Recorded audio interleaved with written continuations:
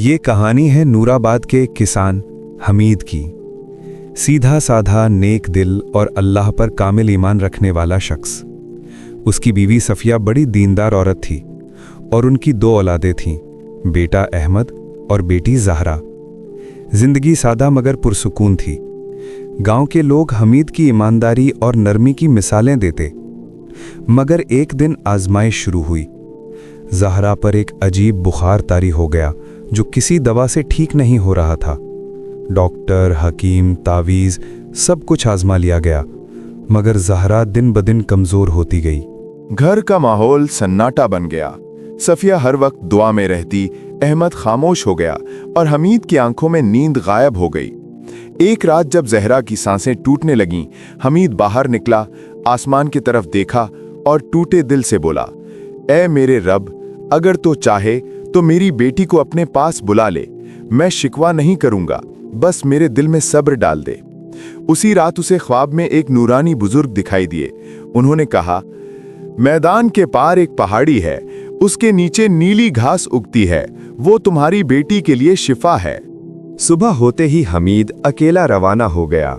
तेज धूप, प्यास, थकन सब बर्दाश्त करता रहा।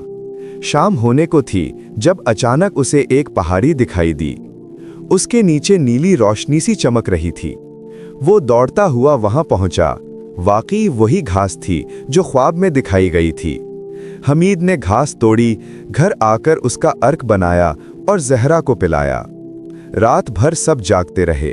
कभी सफिया की आंखों से आंसू गिरते, कभी अहमद कुरान पढ़ता।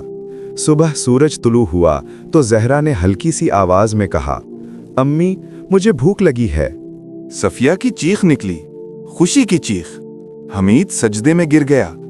अल्लाह तेरा शुक्र है, तू ही शिफा देने वाला है। घर में जैसे रोशनी लौट आई।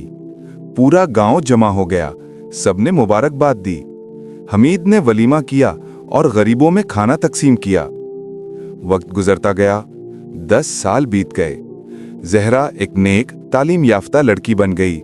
अहमद आलिम दीन बन गया, जो गांव में कुरान और इखलाक की तालीम देता। सफिया ने औरतों के लिए तालीम और सिलाई सेंटर खोला। हमीद ने अपनी जमीन का कुछ हिस्सा गरीबों के लिए वक्फ कर दिया। नूराबाद फिर से आबाद, रोशन और खुशहाल था। मगर हमीद कभी अपनी पुरानी आजमाइश नहीं भूला। वो अक्सर सोचता कि अल्लाह ने उसे सब्र की दौलत दी और यही असल कामयाबी है। एक दिन एक बूढ़ा मुसाफिर गांव आया, चेहरे पर नूर, आंखों में सुकून। उसने हमीद को देखा और मुस्कुराकर कहा, क्या तुम मुझे पहचानते हो? हमीद ने गौर से देखा। आपका चेहरा जाना पहचाना लगता है, मगर याद नहीं आ रहा।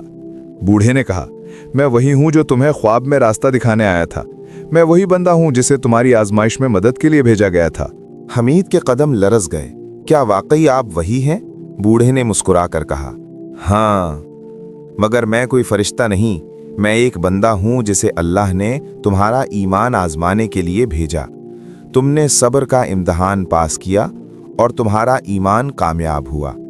अहमद ने पूछा, क्या ये सब आजमाइश थी? बूढ़े ने जवाब दिया, हाँ बेटे, अल्लाह अपने बंदों को कभी मुसीबत से, कभी नेमत से आजमाता है। हमीद की आजमाइश सब्र की थी और वो कामयाब हुआ। और याद रखो, जो अल्लाह पर भरोसा रखता है, उसके लिए कोई दरवाजा हमेशा के लिए बंद नहीं होता। अगली सुबह जब हमीद ने दरवाजा खोला, वो बूढ़ा कहीं जा चुका था। ना कोई निशान, ना कोई पता, मगर उसकी बातें पूरे नूराबाद के दिलों में नक्श हो गईं। लोग समझ गए कि आजमाइश दरअसल अल्लाह की मोहब्बत का तरीका है।